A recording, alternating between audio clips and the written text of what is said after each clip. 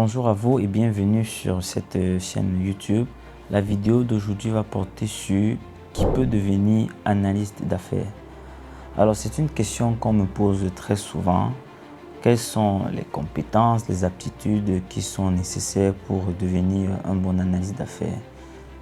Alors, le rôle d'analyste d'affaires, c'est un rôle qui va plutôt être accessible. Il est apporté parce que les compétences requises ou bien demandées pour devenir un bon analyste d'affaires sont plutôt des compétences qui vont être très communes et transverses qu'on peut trouver dans plusieurs secteurs d'activité. Alors, vous avez plusieurs rôles, plusieurs métiers où l'analyse d'affaires est pratiquée sans que les personnes même en soient conscientes. Dans la vidéo précédente, vous avez vu que nous avons parlé du rôle de l'analyse d'affaires et de ce en quoi ça consistait. Je vais vous mettre le lien ici sur la vidéo qui porte sur le rôle de l'analyse d'affaires. Donc, parmi les compétences et les aptitudes qui sont requises, vous voyez bien qu'il y a la capacité à bien communiquer. D'accord?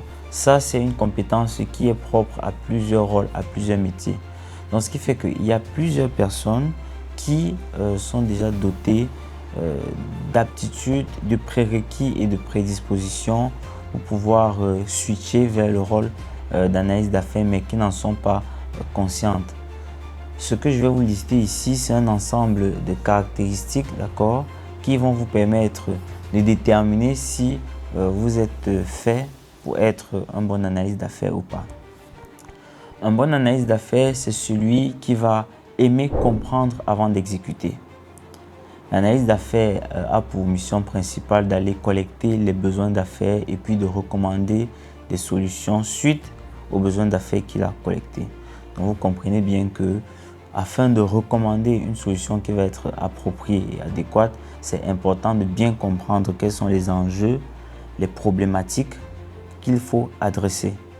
Donc, l'analyse d'affaires, c'est quelqu'un qui va être dans une posture d'écoute, écoute active, pour pouvoir bien déceler, bien comprendre les enjeux. Et ce n'est qu'après cette phase de compréhension-là qu'il peut passer justement à la phase, on va dire, d'exécution, qui ici consiste en fait à aller produire un registre de besoins et exigences d'affaires qui vont être destinés aux équipes techniques. Alors, une autre caractéristique de l'analyse d'affaires, c'est que l'analyse d'affaires, c'est quelqu'un qui sait gérer les incertitudes et les ambiguïtés. Dans les projets TI, les projets en technologie de l'information, très souvent au fil du projet, il y a beaucoup de changements pour plusieurs raisons.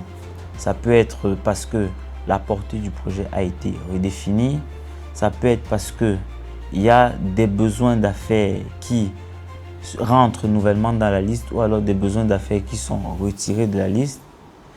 Diverses raisons peuvent entraîner des changements. L'analyse d'affaires, c'est celui-là qui doit être ouvert à ces changements-là et adapter à chaque fois le registre des besoins et exigences d'affaires pour qu'il soit toujours collé et qu'il soit toujours au mieux le reflet des enjeux et des problématiques du client. Une autre caractéristique de l'analyse d'affaires, c'est que c'est quelqu'un qui doit faire preuve de diplomatie. L'analyse d'affaires va souvent être confrontée à des demandes ou à des sollicitations qui ne vont pas souvent être faciles à gérer. Vous avez des clients qui sont souvent très sensibles avec lesquels vous allez travailler, qui vont vous soumettre des demandes et ces demandes-là, souvent, c'est pas facile de dire non. Mais ce n'est pas parce que vous ne pouvez pas dire non que vous devez forcément dire oui. L'analyse d'affaires doit adapter son jargon et son langage pour avoir des recommandations de solutions qui vont toujours être alignées avec les enjeux des gens d'affaires. Donc, en discutant et en échangeant avec les différentes parties prenantes, il va être capable d'aller collecter, des enjeux de faisabilité ou alors des solutions potentielles qui peuvent permettre de répondre aux besoins qui a été soulevé ou bien qui a été émis par les gens d'affaires.